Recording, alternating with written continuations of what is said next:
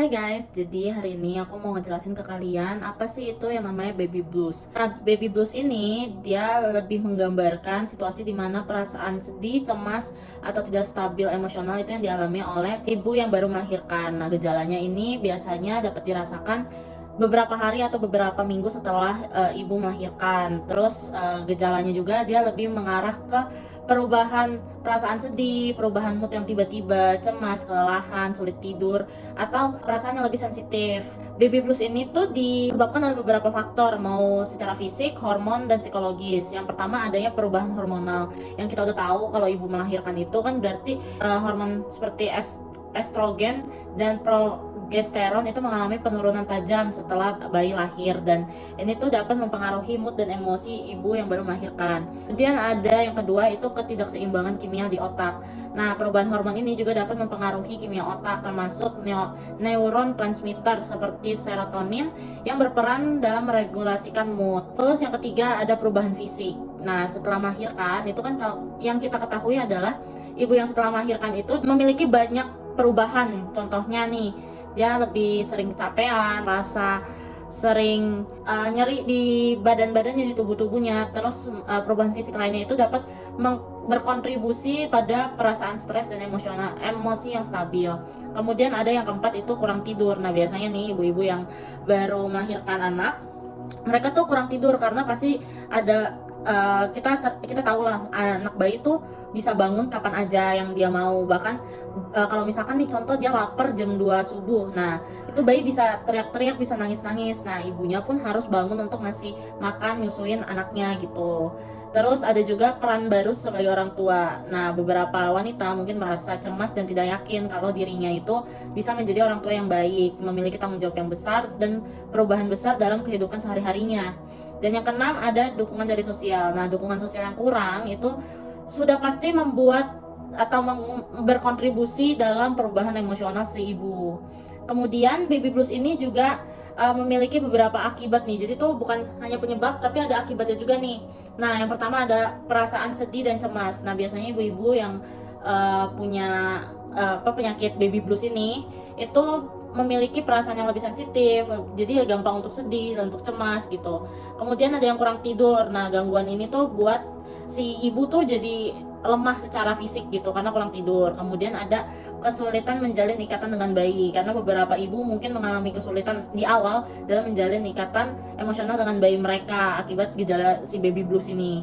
Kemudian ada gangguan makan. Gangguan makan ini dia lebih mengarah ke perubahan emosi dan stres yang terkait dengan baby blues, dapat mempengaruhi pola makan ibu yang dapat menurunkan nafsu makan atau konsumsi makanan yang tidak sehat gitu. Kemudian ada sensitivitas yang meningkat.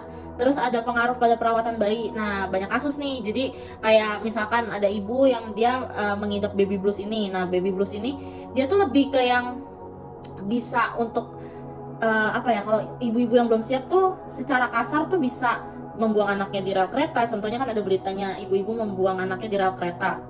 Terus ada yang membuang di tempat sampah, terus anaknya ada yang dipukulin. Nah, itu contoh-contoh dari baby blues berpengaruh pada bagaimana perawatan kepada anak gitu. Kemudian ada perasaan tidak percaya diri, terus ada tantangan dalam hubungan. Jadi baby blues ini dapat mempengaruhi hubungan dengan pasangan juga. Istilahnya contoh, ibunya nggak siap, ibunya kena baby blues, tapi suaminya yang kayak, kok kamu begitu sih ke anak, nggak boleh segala macam. Akhirnya ribut, cekcok, yang akhirnya bikin hubungan suami istri, hubungan sama pasangan tuh berantakan gitu. Nah, baby blues ini dia juga bisa untuk ditangani karena sebenarnya baby blues ini tuh sifatnya itu sementara, cuma beberapa bulan atau beberapa minggu. Nah, contoh bagaimana sih cara untuk mengatasi baby blues? Yang pertama itu berbicara dengan seseorang atau pasangan. Biasanya sih pasangan yang dijadiin teman bicaranya, terus dapat insight. Jadi si ibu juga merasa nggak sendirian. Terus ada istirahat cukup. Istirahat cukup ini lebih ke pola tidur si ibu. Jadi bisa ada treatment di mana anak itu diajarin untuk tidur di jam, misalkan dari jam 12 malam sampai jam 6 pagi. Nah, bayi itu ada juga treatmentnya. Jadi pola tidur ini tuh bisa ibu lakukan dengan melakukan treatment itu kepada anak-anaknya, anak bayinya gitu. Kemudian ada manajemen stres, itu cari cara untuk mengelola stres seperti meditasi, yoga, olahraga ringan, atau jalan-jalan nih biasanya ibu-ibu. Terus ada nutrisi seimbang, jadi si ibunya juga mengkonsumsi makanan-makanan yang memiliki nutrisi baik gitu. Terus ada bergerak aktif, itu misalkan contohnya nih berjalan ringan atau melakukan hal-hal fisik, aktivitas fisik itu yang bisa membantu meningkatkan mood, walaupun nggak yang contoh nggak main basket atau nggak jalan banyak, tapi dengan jalan sedikit aja itu ibu udah ngerasa lebih seneng gitu, lebih moodnya tuh lebih naik gitu. Kemudian ada bantuan profesional juga nih, jadi kalau misalkan ada gejala baby blues yang berlanjut dan semakin parah, itu lebih baik untuk dibawa ke bantuan profesional seperti psikolog.